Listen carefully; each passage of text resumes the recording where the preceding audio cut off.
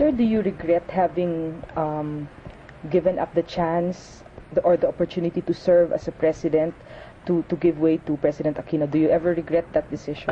I do not regret having made that sacrifice for our country and people, because I do not think any sacrifice can be too great for our country and people. Even our lives, we must be ready to lay down our lives for our country and people. Perhaps my mistake was in giving way to the wrong person. I should have given way to a better person, someone who would have provided the leadership that we now need during these very critical times. Sir, graft and corruption were always issues against all incumbent administrations, and it seems to be growing worse. What do you think is the solution to this? The solution is very simple. I think that all that is required is to enforce the laws. We have enough laws, especially laws against graft and corruption. We have the Anti-Graft and Corruption Act, and it's a matter of enforcing these laws. The President is the one duty-bound under the Constitution to faithfully execute these laws. When President Aquino was elected, she took an oath to faithfully execute the laws, which includes the laws on graft and corruption. But these laws on graft and corruption have not been enforced, and it's a matter of enforcement. Until now, we haven't seen any big fish sent to jail. I believe that if we just simply enforce the laws and build bigger jails, we would be able to reduce substantially the graft and corruption that we see now. What do you think should be the #1 priority of this administration? The #1 priority of this administration, or any administration for that matter, should be the maintenance of peace and order. Peace and order is the #1 problem of the nation. And you know very well that law and order is not only heaven's first law, it is freedom's first condition. If you do not have peace and order, you will have anarchy and lawlessness, which is what we have today. So what do you think is the kind of leadership this country needs at this time?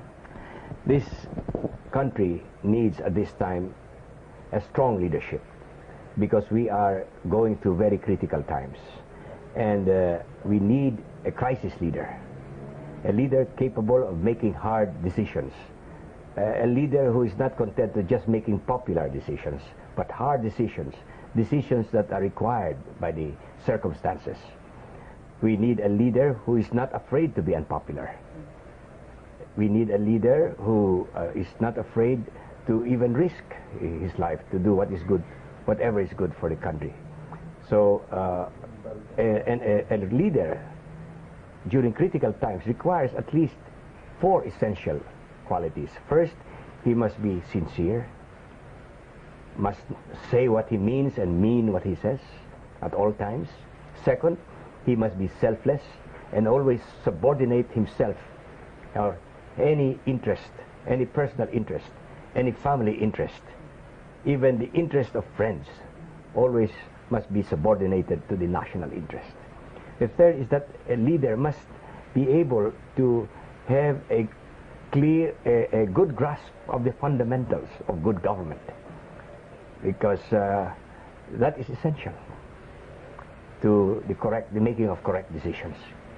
And fourth and last is that a true leader of the people must be able to be in 3 places at the same time. A true leader must be in front of the people, to lead the people towards a definite direction. He must also be beside the people, so that he can feel their pulse and suffer with them, and even laugh with them. And third, he must be behind the people, so that when people hesitate, he can push them forward. That is what is needed now, such a leader.